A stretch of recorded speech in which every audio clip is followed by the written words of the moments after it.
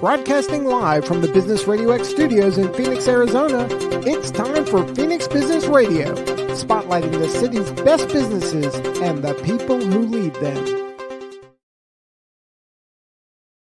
And welcome to Phoenix Business Radio, broadcasting live from the Max 6 Entrepreneurial Center right here in Tempe, Arizona, where we help build businesses and connect you with the right people. And today I'm very excited to welcome back to the studio Sergey Guk, who's the CEO and founder of Restoration HQ.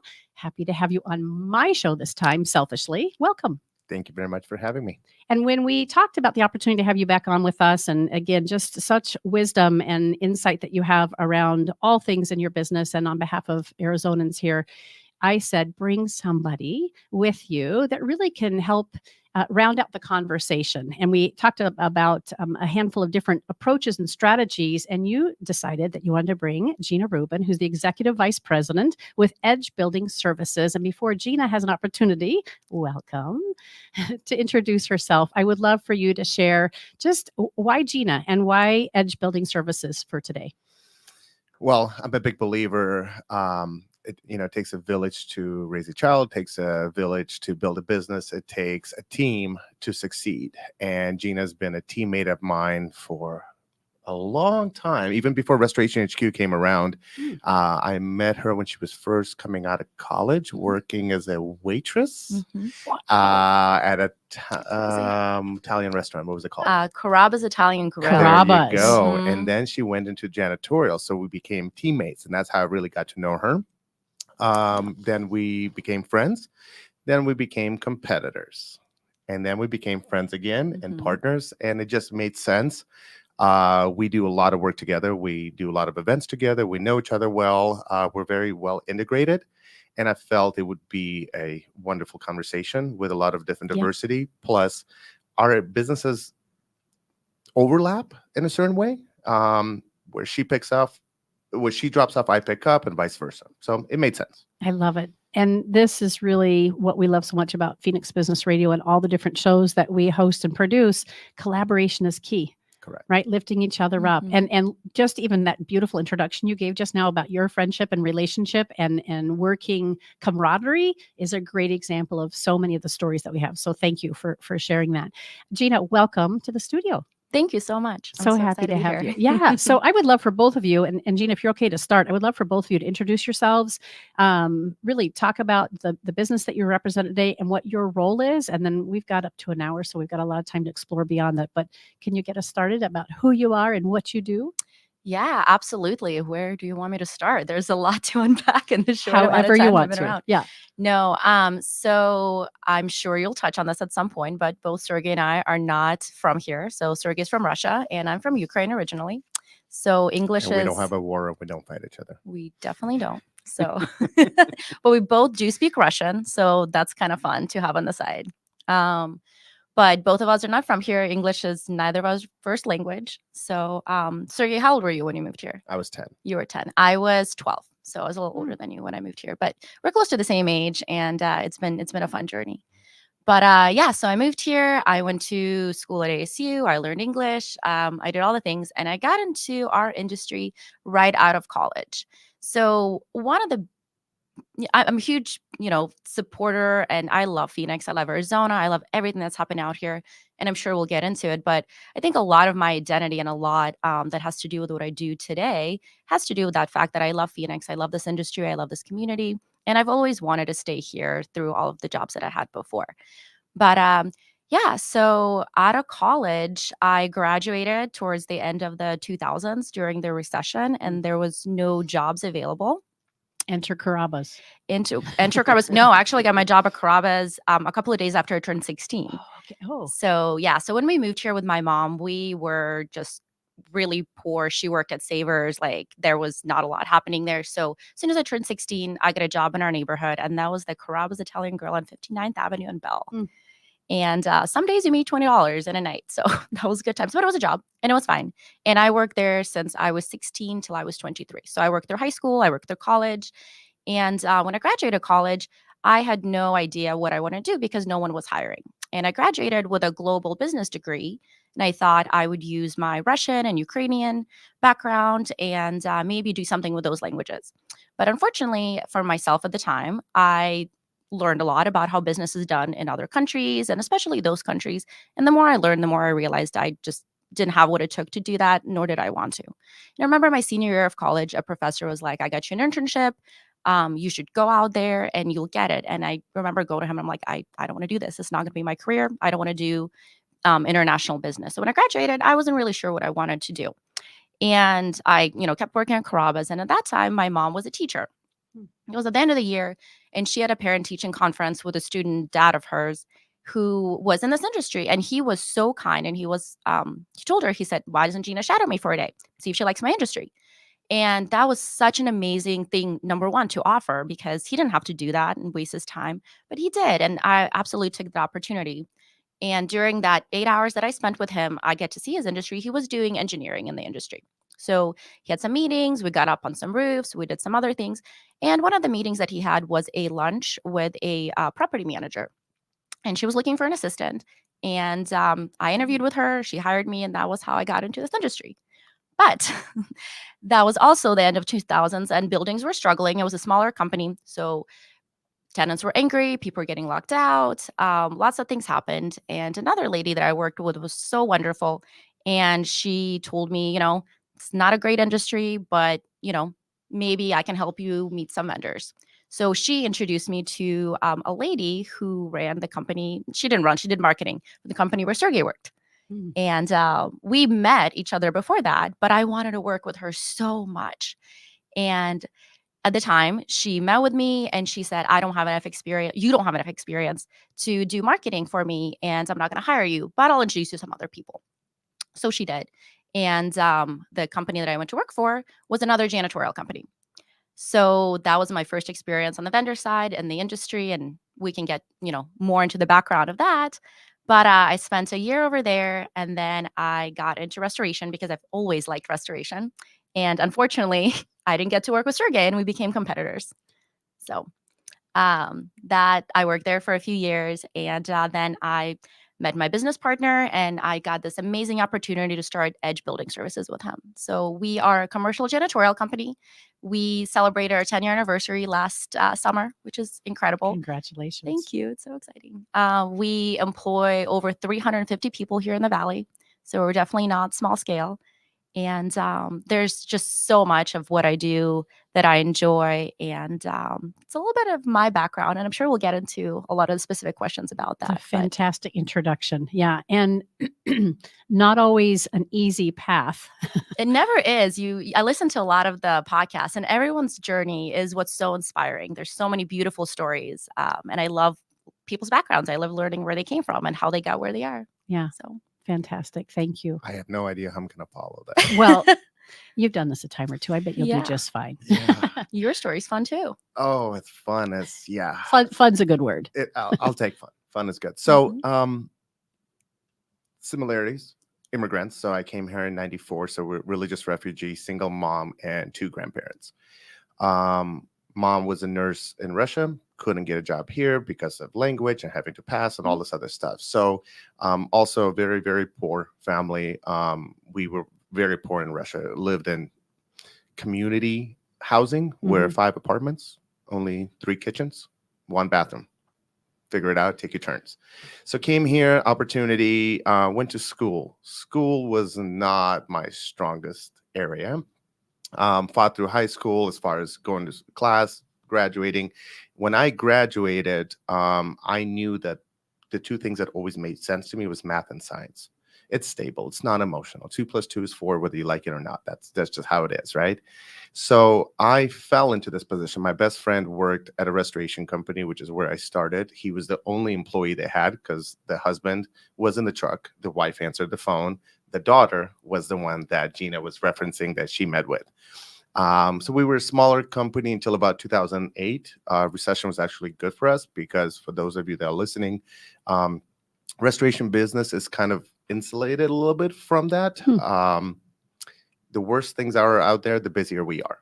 because that's when we get called into disasters, into storms, right? So COVID was a perfect example of that. While people were running out of the buildings, everybody said we were essential workers. Man, we were suicide squad because we were just going in hoping we're doing it right. So I worked for 12 and a half years for that business. 9 years into it, I wanted to buy it out. They were getting older. It was a family-run business. They wanted to retire. I wanted to grow. I still had a lot of energy and momentum to go. But unfortunately, when trying to buy a business from somebody who has an emotional attachment to it, it did not work out very well. It's no longer 2 + 2 = 4. It was like 2 + 2 = 18. So that was an exciting math. Me and the bank couldn't figure out how that was working. We thought maybe it was Russian math. I was from Russia. I still didn't figure it out. So I was having lunch with a friend of mine who was a contractor who did work for me. And I basically said, hey, I am actually looking to leave Arizona. Unlike Gina, I was not in love with the state or the city. When we landed in July 28th in 1994, walking out of Sky Harbor, I thought we were still on the runway because there's no way it could be this hot. And I remember my aunt in the front of this 1990 Nissan Stanza looking and saying, it's only 87 now. It'll be 114 tomorrow, right? And I was like, I'm going to leave the state. And I think you remember when I was telling you I wanted to get out of the state so bad. So when I was having that lunch with him, the topic was, I'm leaving the state. I'm finally getting out. I have the opportunity. He said, where are you going to go? I said, Seattle. He said, what the heck for? I said, it rains a lot. I'm in restoration. They got good food. Seemed sufficient enough. He said, no, you need to stay here. This is where your reputation is. This is where your history is. So you need to stay here. What would it take for you to stay? Well, I thought we were kidding. So I said, a bunch of money so I can start my own company. Oh, wow. And he said, yes. And then I thought we were still kidding. And we weren't. So we made a handshake deal. I needed some time to get up and running, to build some capital. I also had some non-competes and everything else I had to work through. So I said, I can't be in the ownership seat right away. I don't have any equity to put in, but I have sweat equity. He said, fine, I'll put up the money. You put up sweat equity. Let's figure out how much time do you need to build up the capital. And we set the goal of 3 years. So at 3-year mark, all his shares got bought out. I became sole owner of it. And that's kind of when I started to fall in love with Arizona and Phoenix. And I think the reason I didn't like it before is I just didn't explore it. I was so busy working. 80 hours a week seemed like a normal one. So I didn't get to explore things. I didn't get to do any of those things. And to be honest, Seattle was probably one of the first places I really took a real vacation to that I got to explore. And that may be part of the reason why I fell in love with it. But through Gina and me getting to this position and having to be the face of a company, I started to have to go out more and network more. And then I started to fall in love with it more. And then the state and the people, and it just kind of spiraled. As far as Restoration HQ itself, we're a little bit unique in our space. We're a commercial-only restoration company. We don't work for homeowners in a sense of Mrs. Jones owns the house. We can work in those properties. But the reason why is for somebody to be a customer of ours, the 2 rules that we look for is somebody who's a repeat buyer and somebody who doesn't spend their own money. As you can imagine, Mrs. Jones gets an emotional attachment to the 15-year-old carpet that she's got because her grandkids crawled on it. To me, it's a dirty rat. 2 + 2 = 67. Yes, that's usually the age of those demographics when they speak about it. But we are very unique in that space because we are not any company's preferred list. We are actually aligned with the property manager, the building owner, the client, who has a vested interest in that property, making sure the project is done right. Insurance company, let's be honest, they're in the business of making money. That is their business, right? So it was a very unique model to go through. We're about 28 plus or minus a few employees, and we're sitting right around about 105 million square feet under contract in the Maricopa County. Wow. Tell me, both of you, about some of the labor challenges as it relates to trades and the work that you do. We've had conversations with other businesses in and outside of your industry. And one of the biggest concerns is a great workforce. What are you seeing? Is that the case? And how do you work around that? You want to go first? Sure, I'll start here. So we share a lot of the same clients, Sergey and I, and being in this industry together is so great. And while we have so many more employees, we're a very labor-heavy industry. And our industry, it's, people come up with a new product and it's unique, it stands out. But our businesses are a commodity industry. Anyone can start a janitorial company. You have to have a little bit more of skill to start a restoration company. You have to be a little bit smarter. Got to have a better vacuum. You got to have a better vacuum. You got to get some licenses. You have to do some things. But in my business, there's thousands of janitorial companies out, but most janitorial companies have no idea how to scale it, and they never get past that $1 million revenue mark. And so it is an industry, though, that is overlooked. When I graduated college, when you go to school, no one thinks about this commercial real estate industry. No one thinks that there's a high-rise building and there's a person that sits there that purchases a janitorial contract, a security contract, a pest control contract, a restoration contract when there's a flood in the bathroom. And you just have no idea because you go to school and you think there's teachers and surgeons and maybe brokers in real estate, but no one thinks about property management. And when I went to college, I didn't want to be an entrepreneur. I didn't want to start a business. I, first of all, didn't think I would ever have what it takes. Second of all, they taught me how to be a manager. So I think a little bit differently. So my partnership with Rick Gramhill, who's been around for a long time and is so wonderful, we have such a great dynamic. And he has 20 years on me. So he's been in this industry quite a bit. And again, we were competitors when we met, but we became great friends. And when I got into the restoration, we were networking quite a bit and we got to know each other. And so when the opportunity came to start Edge together, I don't think I would have ever done that on my own, but giving that opportunity by somebody I've gotten to know has been incredible. But one of the things that he taught me about this industry is janitorial is one of those things that's also a recession-proof industry because you scale up and you scale down as the industry changes, but you have to be perceptive to the changes in the industry. Buildings are occupied during the recession. They really weren't. Then we got a great economy going on for a while. Then COVID happened. So you're constantly pivoting. You're constantly readjusting. And for us, it's our employees are always at the forefront. How can we keep our team busy? How do we always keep them employed? What new skills do we introduce to them? And my favorite part about what I do is the people that I work with. Yes, there are challenges, there's struggles. But if you look at people that take the janitorial jobs, there might not be a forever job for them. They might be paying off a car. They might want to work at night while they're going to school, but they are the most hardworking people you'll ever meet. They are vacuuming for 8 hours straight. They're cleaning, toilets every night. They're absolutely incredible human beings. And if you can treat that workforce as other industry treats their workforce, you get that loyalty and you get people to stay with you and they want to come to your company. So when we started Edge, we put things in place that a lot of our competitors don't have in place. And that helped us not only recruit a certain type of an employee, but also retain them and support them when life happens. Because when life happens to somebody that makes a little bit above minimum wage, it's a lot harder than somebody, like one of us. Your car doesn't start, you call an Uber, you go to your meeting. When you're, making a few dollars above minimum wage and you don't have a babysitter and your car doesn't start, you don't have that luxury. So what do you do as an employer to have that person trust that they're going to have their job with you, that they can be honest with you, and that you're going to help them while they figure out what's happening? So for us, while everyone talks about labor challenges and labor shortages, we'll look at it and say, how can we help the people that work for us? And how can we support them? And through that, I can't say that we had any issues with labor, even over COVID. We just looked at things a little bit differently and put things in place that other people said, this worked for us 10 years ago, 5 years ago. It's going to work through this and everything's terrible. But it's not, because they're not looking at it from the people perspective and what people really need. So that would be my answer to labor challenges. I echo a lot of that, actually. Figured you would. Yeah. And, obviously different industry also, going through school, restoration, right? Even when I tell people now, they look at me, they go, we live in Arizona. What do you do? My grandfather, actually, when I got this job, looked at me and said, so you going to suck up water and rip out carpet the rest of your life? And, as arrogant young kid, I said, yes, I might be the best at it.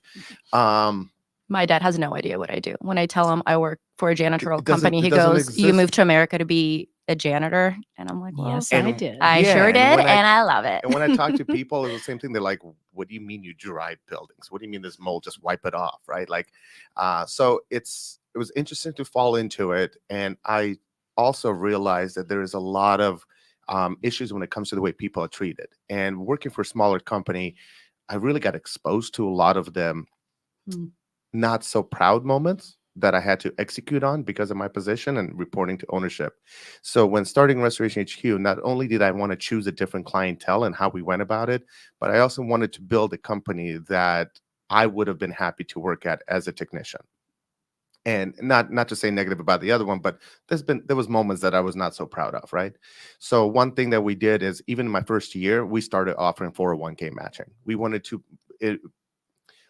people to start thinking about the big picture, not just a job. Because in my industry, it is brutal. It is absolutely brutal to be 24/7 on call. And it's not unheard of for my guys to put in a 12-hour day, get home, shower, and a call comes in and they got to go again.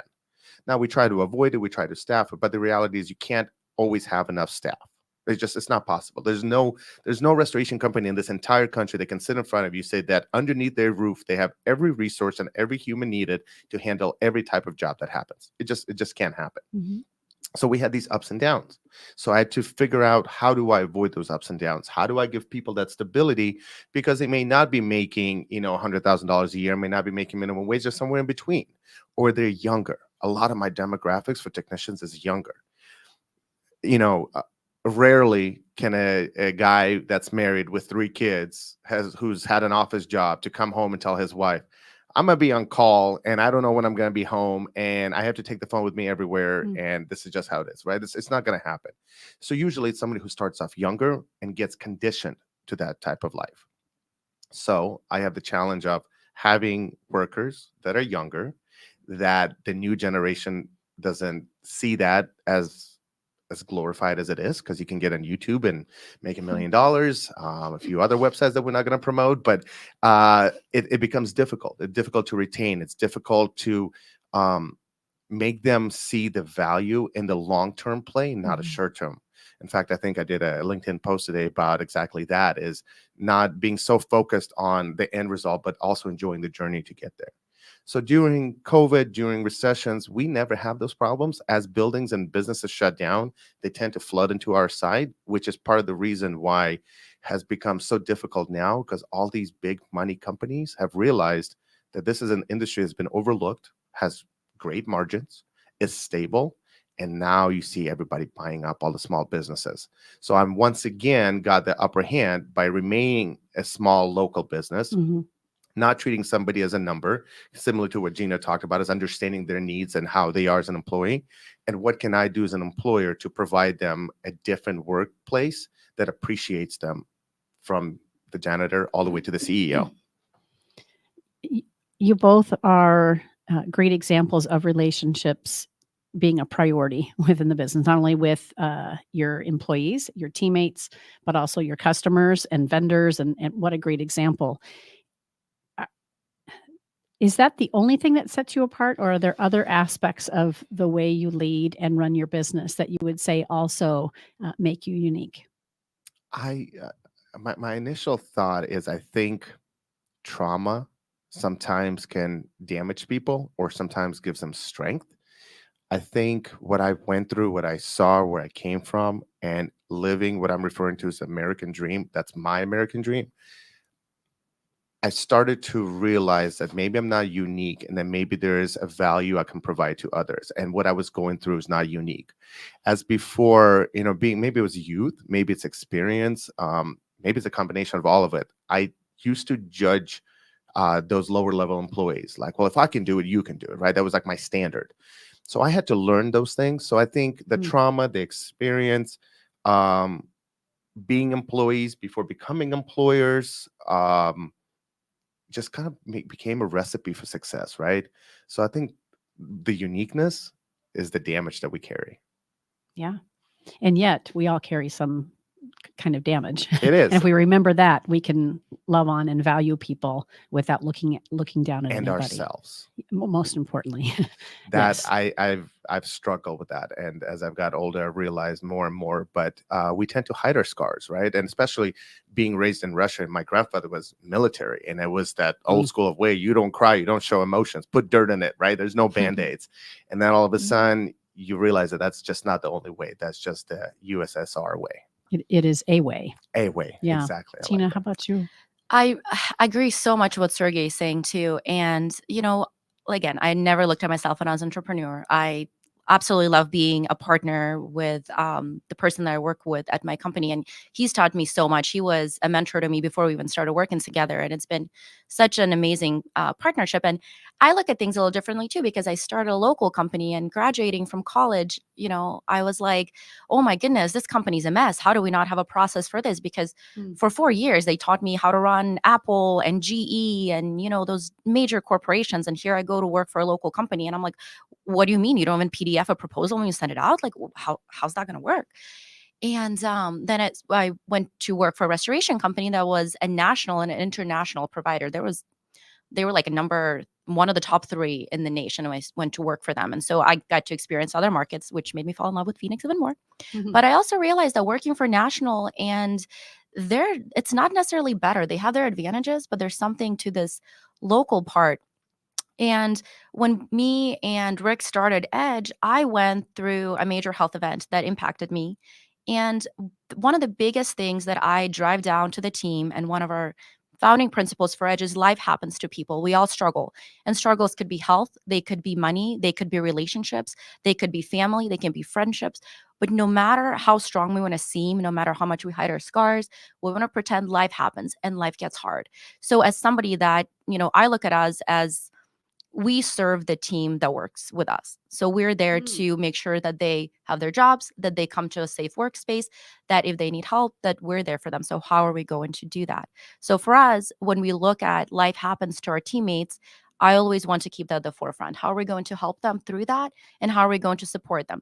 And again, people go through different stages of their lives. They might want to work 24 hours a day one year, and then health happens, or they have a kid and now they don't want to anymore. So are they not a great team member anymore? Not necessarily. We just have to rework where they fit now or what their interests are. And if you're constantly doing that, that helps with loyalty, people's engagement. And again, just everyone is a little more excited to come to work. We all have to work somewhere. You have to enjoy where you work. If you dread coming to work, if you hate Mondays, that's not great. My business partner would always say TGIM instead of TGIF. So thank God it's Monday. You should be excited to go to work. It's going to be a great week. What are we going to do? So I always think about incorporating that into our days, and that helps. So the one thing I would add that I forgot that Gina made me think of it, sometimes we find ourselves in a moment where a technician calls out or something happens. And sometimes my managers get upset, with this and this. And I always tell them, and I've been using a lot more, responsible people have responsibilities. So if you hire a responsible person, there's going to be time where they have to stay home with their sick family member or take somebody somewhere. If you're not willing to accept that, you got to understand what you're getting. If that person is going to skip out on their family, as soon as they don't see value in you, they're gone too. So responsible people have responsibilities. I love that. I'm getting so many bites of wisdom. Yeah. And here we are talking about restoration and commercial cleaning. Yeah, just commodity industry. This people overlook. Again, I think I've been hearing a lot about this by going to some industry things where it's all about the tenant experience. Like, how are they going to make the lobby prettier, the lights shinier, the lobby to smell a certain way? But no one ever talks about what is the experience for the person that's opening the doors, who's cleaning the doors. Are the tenants going to smile at them, or are they going to, just roll their eyes and say, oh, you're just another janitor? How are they going to treat the security guard? Because those are people too. And their experience by getting hired with the company they work for is really important too. And also their experience working in the building that they work in.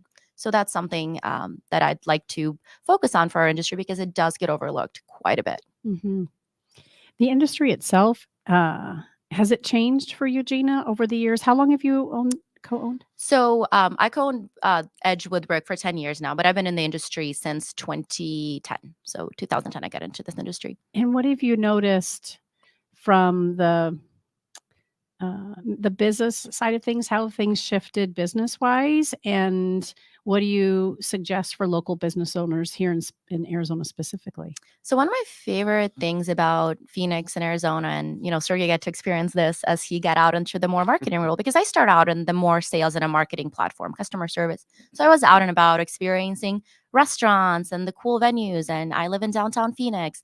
And I always say I lived in downtown Phoenix before it was cool, because before there was 3 apartments on like 2 restaurants and there was nothing else happening. And now it's just booming, which I'm so excited about. It's so cool to see that. But there's so many great places. But Arizona has always been a relationship market. It is all about community. And the beauty of this market is people want to help each other, and they want to help somebody starting out their business. They want to help somebody that has an idea, the contractor, and I think I know who you're talking about, that helped you start your company. The Rick, when he met me, I was 10 years ago, I was 26, and he sat down with me and he was like, what's your plan for your future? And I was like, I don't know. He's like, do you want to be a salesperson for the rest of your life? And I'm like, I've never even thought about that. And he's like, well, let me help you think about it differently.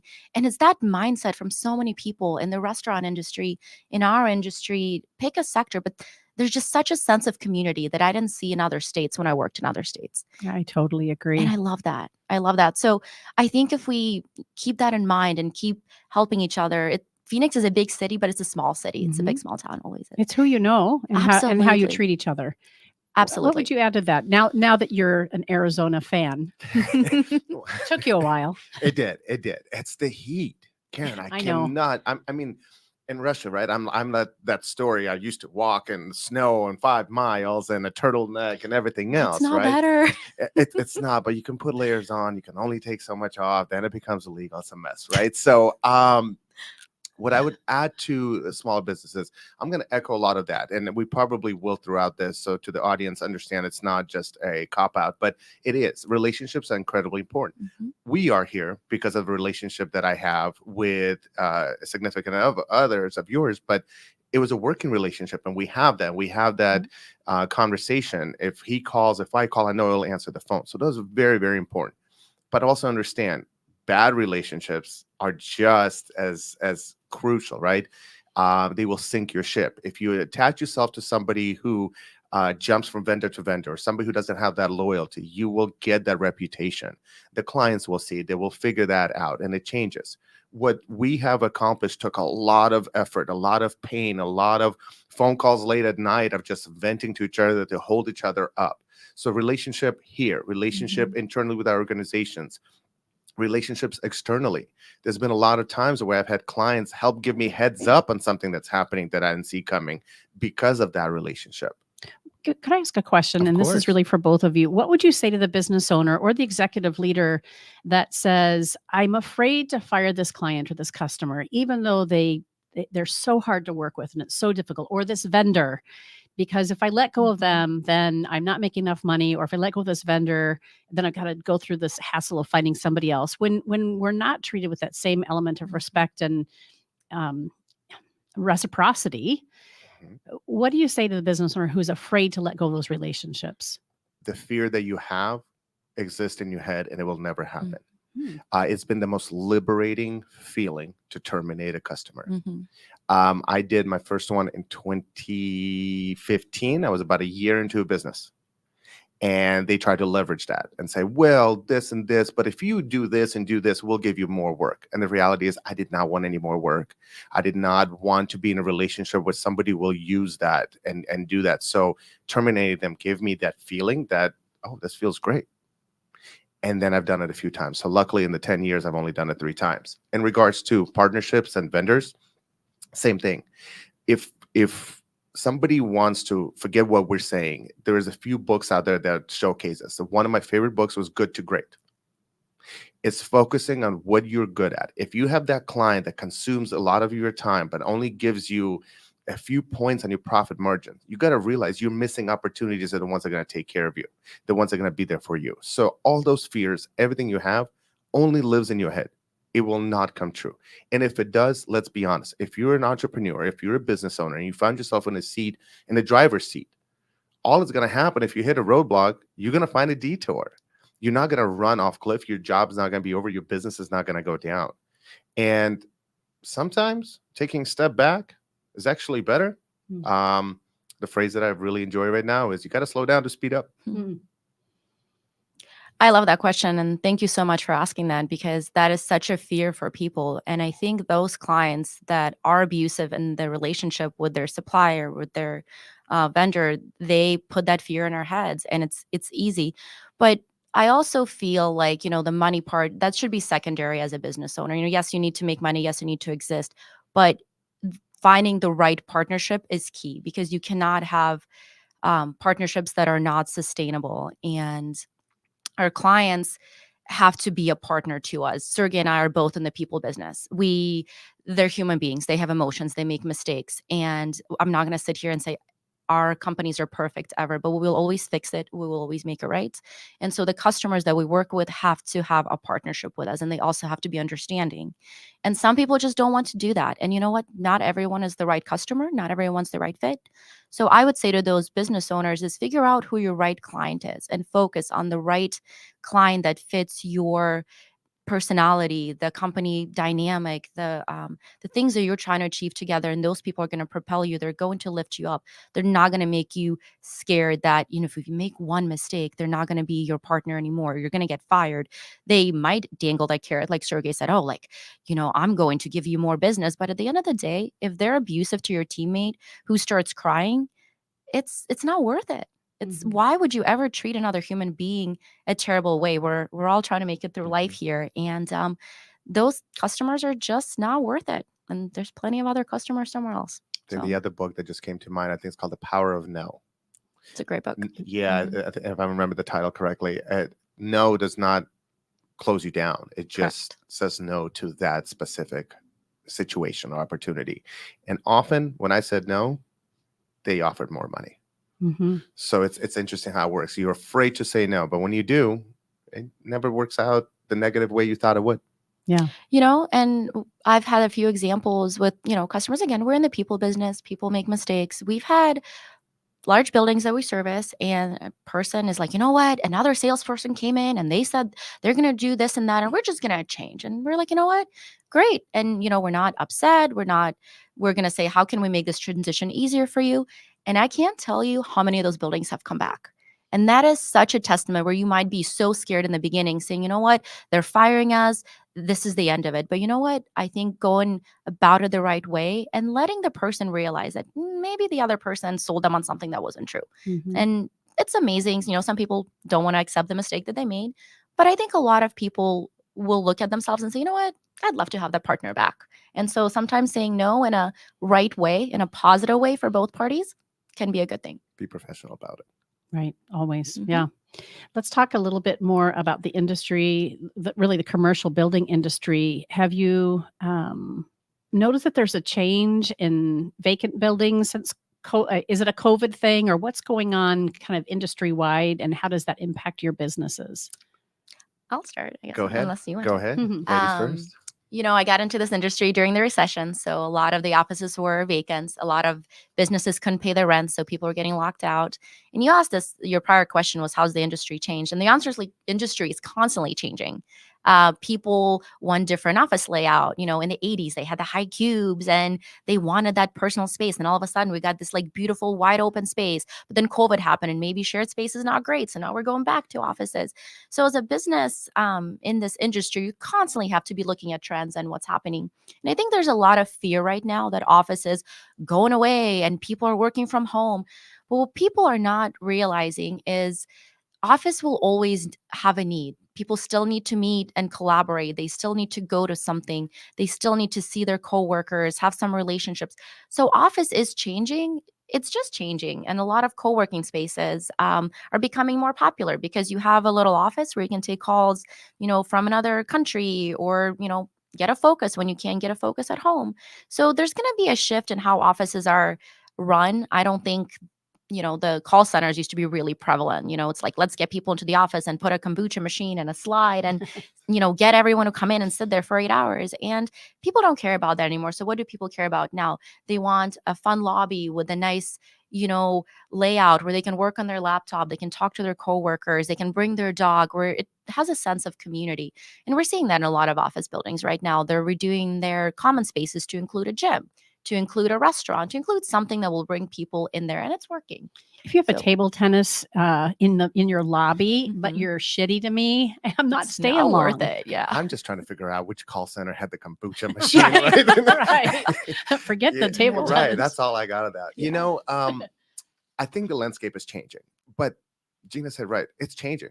So what? Everything's changing. Things always change. That is part of the beautiful thing in life. Today, your life sucks. Tomorrow is going to change, right? So that's the beauty of it. So I have a little bit of a different opinion. My opinion is COVID gave birth to new businesses, new mindsets, new trends, right? There was, even though it was such a negative time, it also bubbled things up. So the easy one to grab onto is obviously working from home. Technology, right? Because as soon as companies send people home, historically it would say, oh, I don't know how can I make it work, and privacy and computers and internet and can I trust they're going to do the work? right. And all of a sudden overnight they had to, and they learned how to do it. So they figured it out. They've also been able to learn from that and say, okay, maybe it works with certain positions, but not others. And maybe this creates productivity, this turns it down. So it brought data to us to analyze it. For me, unfortunately, there was some negatives that came with COVID. Because when you're working from home, as Gina mentioned, collaboration is gone. Some of my clients went home and they're still working from home. We have a facility manager. She oversees, I think, like 85 different smaller facilities here. She works from home. You can't go see her. She's still afraid of getting out into the real world. So communication became emails and phone calls. Well, that puts a little bit of a wedge in a relationship. It's very difficult to keep that going. And everybody's all zoomed out and Teams out and everything else, right? So that's become a challenge. It also has happened that a lot of people that were pretty close to retiring or potentially looking different careers took that as opportunity, and they did.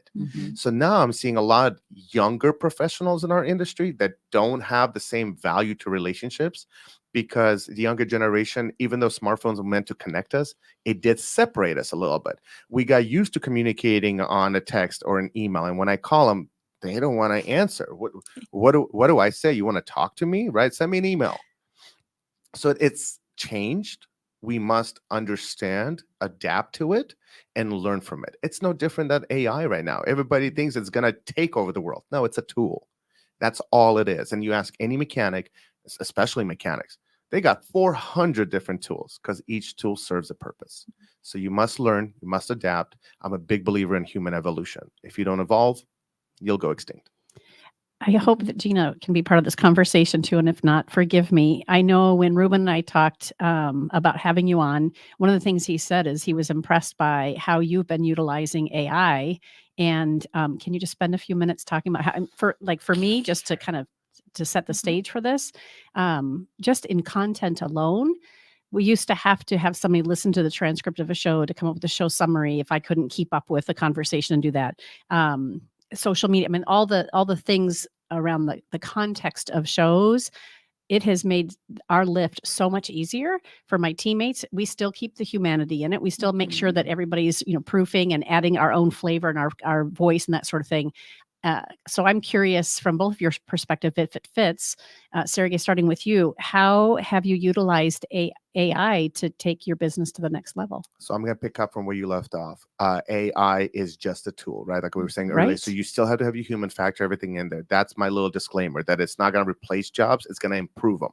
If you were smart before, you're going to become smarter.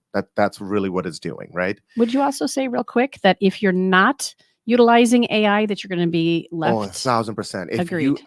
I have people tell me right now, well, I don't have a need for that in my business. That's Let not me show you. Correct. You just haven't explored. I think very simple, and maybe this is promoting, but there's a website called There's an AI for that. I think there's 8,000. Oh, I don't know that. Oh, yeah. Whatever you want, whatever you need, every day they're adding like 300 or 400 different ones out there. It's called what? There is an AI for that. All right, show's over. Got to do some research. So that is what I tell people is the easiest place to start. Go in there, put in category. If you run a social media profile and that's how you make money, go get a bot that's going to help you respond to your audience. Go train it. Go build it. Go figure it out. But there is work to put into it. This is not how we would say it. It's not just a computer that you turn on and it does it, right? You have to program it. You have to become, the word I use is a prompt engineer. You get from it what you put in. If I do a simple thing of saying, write me a LinkedIn post, well, it's going to try to guess and figure it out and do that. But if I properly load it, if I put my persona in there and everything in there, it's not removing me. It doesn't make it fake. I am still the driver. Anybody who has cruise control in their car, that doesn't mean you're not driving. And if you have a Tesla with the autopilot, you're still the driver. AI is the same thing. So what it's helped us in business is, in case of emergencies, we have to do things on almost time and material basis. So the customer, the joke that we say is, you give me the keys to your building and a blank check, and you trust me to take care of it, which means I have a huge responsibility. And that responsibility is documentation and communication. So because of that, AI has allowed my field technicians, my project managers, my estimators to be able to provide a much better communication product to the clientele with a lot better detail. And it's done much quicker and easier. That doesn't take away from the integrity of it or the information that they provide in there. It just simply polishes it and makes it better. But it also reduces my cost. It reduces my cost because if the guy had to spend 30 minutes to write an email and do the update, and now it takes him 5, in that 30 minutes, he did 6 of them. The customers get it faster. The employer pays less, which ultimately drives the cost down. So if you're rejecting your service vendors or partners from using this tool that ultimately benefits you, you're basically that old CEO who used to make their assistant print out the emails because it rejected the electronic version of it. Yeah. And they wanted to read it on paper. I've been blessed with the opportunity to co-host Arizona Technology Council show for the last almost 3 years with Steve Zalstra. And the conversations we've had around the security of AI. In fact, we had 2 delegates from Romania, not too long ago. Hello, I can speak. I speak for a living. And it was fascinating from a completely different culture and company perspective and country perspective. We're all faced with the same concerns and worry. Are we going to be put out of jobs, or is there a security issue? So while we have to keep and pay attention to the trends and the concerns, you also are going to be left in the dust if you're not utilizing these tools, to Sergey's point. And, security was a big thing for us as well. There are systems out there, products out there that are encrypted, enclosed, that you can maintain control over. Yes.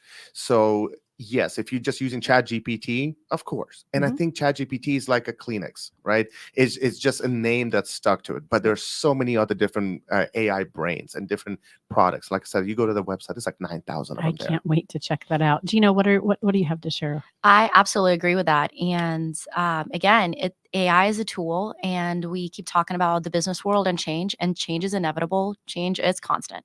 So when people constantly, it's human nature to fight change and, say, oh, this is going to be the end of the world, or this is going to not work. And this is funny. I learned this when I was in college. I remember I had a BlackBerry because that was a business phone. And in my class, I did a presentation of how the BlackBerry was superior to the iPhone. And I had a definitely Palm wasn't. Pre. That was No, but like BlackBerry was for business, and was. iPhone was like this Encrypted joke and for, yeah. If you were just, I don't know, listening A to college kid listening to yeah, music. like Yeah. there's no way Apple was going to take over. And then it did. And I love Apple. If Apple built a house, I would buy it. Like I love everything about Apple nowadays. It probably But costs a lot everything more than changes normal. and things shift. And we have to adapt to them, because those people that, there were people that fought computers, that fought all sorts of things as it comes out. And AI is such a great tool that can be applied to so many businesses. And again, being in janitorial, it's very easy entry industry. All you have to do is grab a bucket and a mop, and you can clean houses, you can clean hotels, you can clean office buildings. You just have to know how to scale it. And you're like, oh, how am I going to use AI? Like, what's that going to do for me? There's hundreds, thousands of ways you can apply it. Time savings for marketing material that you're writing, ideas for meetings, ideas for clients.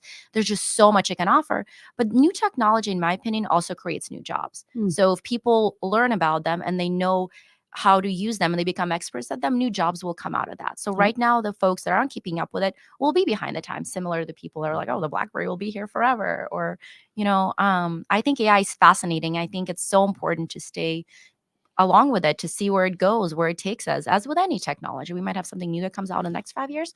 Who knows? But I'm thinking about the last thing you said, Karen, right? As far as people rejecting or not using it, even if you don't need it in your business, knowing how to operate it may open doors to things that you never thought would exist, right? You may find a new job that actually uses it. I know so many people who became an AI consultant. They go to businesses to teach them how to roll it out, right? And I know this gentleman said to me, they built an AI program for training using AI. They charged $4.99 for it. And the first month they sold 1,000 of them. Oh, wow. Do the math, right? So used AI to build AI. Yeah. And he laughs at it. He goes, I would have rejected it. So the best thing to do is find something that you can use it, something simple. Forget about the encryption and forget about complexity and training and prompting and all the Instagram commercials about all the bots and everything. Get that noise out of the way. Just start somewhere with something simple and understand how it works. Yeah, it is. It's absolutely fascinating. We are almost at the top of the hour. Before we round out our conversation today, I think that buying local and staying local is important to both of you. You've shared that. How about getting involved in the community? You are both extraordinary business owners. Is there a nonprofit? Is there some community service that you guys wrap your hearts around? And if so, what would that be for you? Oh gosh, there's so much happening in Phoenix that I love getting involved with. And community involvement has always been important to me and with the company. So something that we do at Edge is we do community projects on quarterly basis. And again, instead of doing something that's super important to Gina, we put out a survey to our team and say, what else are we passionate about? And so different team members contribute to different things that are important to them. And then every quarter we do something together as a team and who can, get involved physically, or sometimes we donate things, but we make that a priority for us as a company. So we've done work with Cass, we've done work with you, Mom. Dog charities are big ones that come up. Suri talks about the new generation. A lot of people I work with love animals. So we do quite a bit of that. We rotate on that. We've done things with Phoenix Children's. I love that you don't leave it just to you and what's important to you or what's on your heart. You put it out there and let it be a collective effort. That's big. It makes it more fun that way. And it also introduces us to charities that we might have not known need help or exist, or we can be a resource to them. And so many of them are overlooked, and everyone has a passion for something, right? Because maybe their family member had a disease, or maybe they struggled through something. So that's how we approach it. And I think, again, there's so many national charities that get a lot of attention through social media and through big corporations. There's so many local ones that might not get as much attention. And that's what I like to focus on, because again, I want to make sure that we're a good corporate citizen to Phoenix, because Phoenix has been good to me. And I want us to always think about how we can be good to Phoenix and the people that work and live here. Listen to that and think about my answer. I think it's echoes some of those same things. I've never attached myself to one single item, right? And maybe it's because I've wanted to other team members to participate, or maybe my clients have certain things that's close to home to them. Obviously, I'm a big supporter of taking care of here. We live here. We raise our families here. This is our community. This is our neighborhood. Gina said small town. I say it's a large village, world's largest village, if you look at it that way, right? That's what my mom calls it. Yeah, it kind of feels like it sometimes, right? But animals is a big thing to me. If I had my way, it would only be animals, because I like dogs more than humans. They tend to be a little bit easier. But I've done a lot of different things. We've done projects for remodeling. They are like smaller houses for women escaping abusive relationships, right? So obviously you don't say those names or where they are, but helping out there, right? Renovating, get rid of mold, get rid of asbestos. I've done projects with my customers where they wanted to go and rehab a house for somebody who got selected. So a lot of different things. I've traveled out of state to help communities that got hit by storms, that did not go there to generate revenue, but go there to help people. Again, I'm a religious refugee. I am here because somebody had an organization that donated money to allow me to come here. When we came here, the community rallied around us to help my mom get that job, to help us find an apartment. I remember, I was 95, so I was like 11. I was getting paid $25 an hour to babysit for this family. It's not because they wanted to give me that much money or deserved it. They knew that I needed it, and I was bringing it home to share with my mom. So the community has always been a part of my success. From the gentleman at lunch who helped me going, that is the community. That is help. And one of the promises that he made me do is that I pay it forward. So I have always looked for somebody that can help out, whether it's my time, my energy, my resources, whatever it is that I can help with, I'm willing to do that. And it will never leave you empty. I think also with helping out, it's helping people that are maybe a little bit lost. And I will use myself as an example. I did not know what to do when I graduated. And so I love being a resource to people who are either trying to change their career, or they want to learn a little bit more about this industry, or they just want some advice on what they can do. And networking is huge in our industry. Everything that we do revolves around networking, knowing people, how you build those relationships. Again, when I met my business partner, we were competitors. We never needed to talk, but we did talk. Sergey and I, we were competitors at one point, and we again could have said competitors and back to friends, right? The next time I have you two in, we're going to talk solely about what that period of time when you were competitors. What was that like? We did not. No, we did. We really did. We just kept, fighting for the same jobs and the same customers. And I mean, I kept winning. honestly, like Sergey was always the best. And I'm like, I remember I have to say I'm the best, but he's the best. It was the motto of the company. I was like, I don't care if we do it for free. She's not winning. And here you are, friends again. We are. Yes. But again, I think that's a way to like help the community as well. If somebody came to me and they said, hey, I have a son, I have a daughter, I'm trying to do a career change, or somebody might be new to the Valley. I've also learned recently that, when you're new to the Valley and you don't know anyone, it's hard to apply for thousands of jobs on LinkedIn, on whatever platform it is. It's hard to get an interview. It's all about who you know, and maybe that person's hiring, maybe that person has an open position. And I always want to be that person where if I can connect people, if I can bring them together, if I can think like, oh, this person would be great for this role, and now I know this company's looking, maybe I can bridge that gap. So I love meeting people. One of my favorite books is Never Eat Alone. Yes. Because you are always meeting somebody, you're always spending time with somebody. You never know if you're going to help them. You don't know if they're going to introduce something into your life. But I love being that connector for people that might also be a little lost, like I was when I graduated. So yeah, being Love in doing that. gratitude. I'm picking up on several themes, right? Following trends, keeping track of things, staying ahead of the game, being competitive, being kind and considerate with everybody in your sphere, having an attitude of gratitude. You both have spoken to that. And then really just being that helping hand with no expectation that something's or anything's going to come back your way. Yeah, really great conversation today. I appreciate both of you. Before we close out the segment, what is the best way for people to stay in touch with you, and how can we find out more about your businesses specifically? Yeah. I'll go first. Throw a coin. Obviously, LinkedIn, Facebook. So our website is restorationhq.us. Big dreams, right? We want to go multiple states. Yeah. Can you speak to that for a minute? What is on your heart, and what's next strategically for Restoration HQ? So we were exploring the franchise model, right? Because remember, the promise I made is helping somebody pay it forward. So I think actually the last time I was on here, that was what we talked about. It's changed a little bit, because what I've realized is that while my goal is the same, the platform I was using to do that was not right. A franchise model is not that. That's just looking for somebody who's got money to buy into. That's not necessarily putting them in that position. So we went back to the drawing board and we decided that we're going to build a private chain. So therefore, we can place those people in those positions, a general manager, a project manager who may have been overlooked, and then give them an opportunity to earn equity where they can own that location now. So they become a partner of ours rather than a franchisee. Yeah. And once I pulled back all those contracts, it was terrible. So to answer your question, we have 2 locations right now.